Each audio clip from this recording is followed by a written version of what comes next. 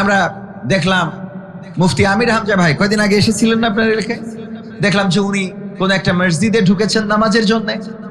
বক্তা মানেই তো বকা কাজ, যারা বকে তারা বক্তা। অনেকেই বলে চাস্তে চাস্তে তক্তা আর বকতে বকতে বক্তা। আমির হামজা ভাই ঢুকেছেন মসজিদে, নামাজ শেষে বলল হুজুর আসছেন যেহেতু একটু কিছু শোনায়ে যান। একটা আয়াত পড়ে তরজমা করছেন, ওই সময় কোন একজন ব্যক্তি বাধা দিয়েছেন, হুজুর মসজিদে রাজনীতির কথা বলবেন। মুসাল্লিরা খেপে গিয়েছে যে রাজনীতির কথা তো এখনো বলেই নাই, আর রাজনীতির কথা মসজিদে কেন বলবে? মসজিদে রাজনীতির কথা বলার দরকার আছে?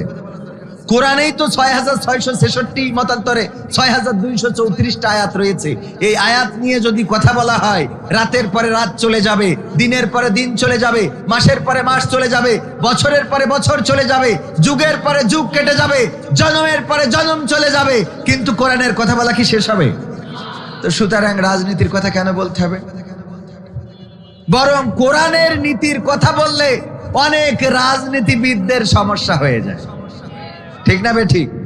কোরআনে দুর্নীতি করতে বলেছেন, নিষেধ করেছে। চাঁদাবাজি করতে বলেছেন, নিষেধ করেছে। জেনা ব্যভিচার করতে বলেছেন, নিষেধ করেছে।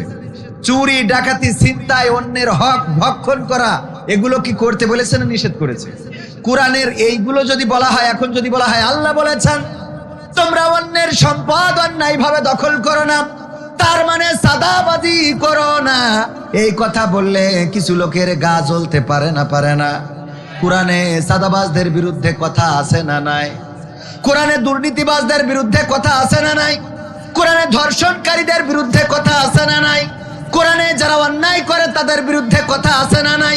কোরআনে বেনামাজির বিরুদ্ধে কথা আছে না নাই? সুদখোরের বিরুদ্ধে কথা আছে না নাই? যখন এই কথাগুলো বলা হয় তখন অনেকেই বলে হুজুর এই কথাগুলো রাজনীতির কথা কেন বলেন? কোরআন হলো পূর্ণাঙ্গ জীবন ব্যবস্থা। আল্লাহ বলেছেন ইন্নাদ-দীনা ইনদাল্লাহিল ইসলাম, আমি ইসলামকে তোমাদের জন্য পূর্ণাঙ্গ কমপ্লিট কোড অফ লাইফ করে দিয়েছি, তোমাদের জীবনের জন্য কমপ্লিট জীবন ব্যবস্থা করে দিয়েছি।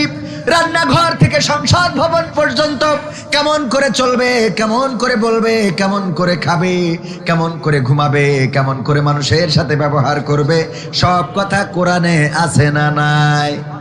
আছে না নাই? এই কথাগুলো বললে যদি কারো গা জ্বলে, সে ঈমান হারা বেঈমান। ভয় করলো? কোরআনের একটা আয়াত যদি কেউ না মানতে চায়, অস্বীকার করে, অনিচ্ছা পোষণ করে, কিংবা কোরআনের একটা আয়াতের সাথে তার মতের বেমিল হয়ে যায়, তাইলে এ ঈমান হারা হয়ে যায়। কারণ একমাত্র কিতাব, যেই কিতাব সন্দেহ তোলার কোনো অবকাশ